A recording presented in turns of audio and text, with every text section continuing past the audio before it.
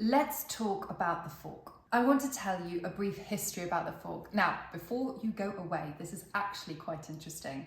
And many of you say that when I refer to this as the top of the fork, that I'm incorrect and that this is the bottom of the fork. So is this the top of the fork? Or is this the top of the fork? I'm going to tell you. The fork was thought to appear in the year 1000 in Venice in Italy. Along with a cutting utensil, it was thought to be used to eat pasta for the first time. In the Middle Ages, two-pronged forks existed. They were completely flat. The fork is a latecomer to the dining table. Knives are the descendants of hand axes, the original tool designed to cut things. It is likely that the first spoon was derived from local objects to aid with scooping liquid. In ancient Greece, Poseidon has the famous trident, whereas mere mortals had large forks to spear hot food to take out of the boiling pots. Interestingly, the fork didn't have a place at the Greek table. They used knife points, spoons, and their hands to eat. At this time, forks, as I said, were flat and two-pronged and used typically to spear and hold down heavy meat.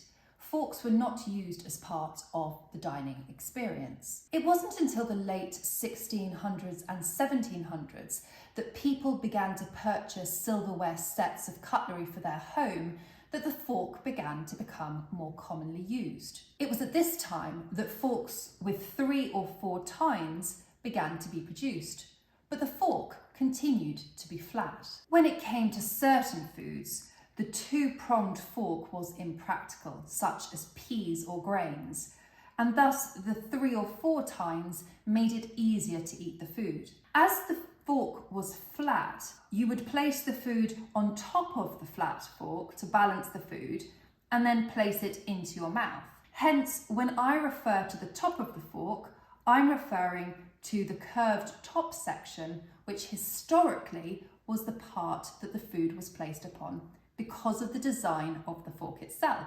In the mid-18th century, the profile of the fork began to change and the curve was introduced to make it easier to eat certain foods. Therefore, when I talk about eating on the top of the fork, this isn't historically the wrong side or indeed the bottom side of the fork. This is in fact the correct way to eat with a fork and is how it was historically designed to be used. The American way that I've spoken about, where you shovel the food into the mouth, is historically incorrect. It isn't wrong to do, and it is your choice to use whatever etiquette you wish to do when you eat with a fork. But historically, you never shoveled, you only placed the food onto the top of the fork, as I've explained. There is no judgment here. Eat however you wish. I'm merely passing on the historical knowledge to you so you understand why I speak about this being the top of the fork rather than the bottom. It is incorrect to call me wrong because we can't reinvent history.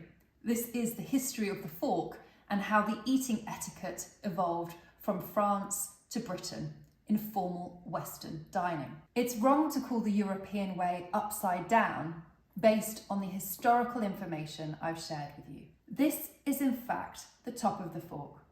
We place the food onto the top of the fork to take small polite bites, which aids with better digestion. Formal dining is all about small, delicate eating, so you can have lovely conversation with those about you, easier digestion with the food.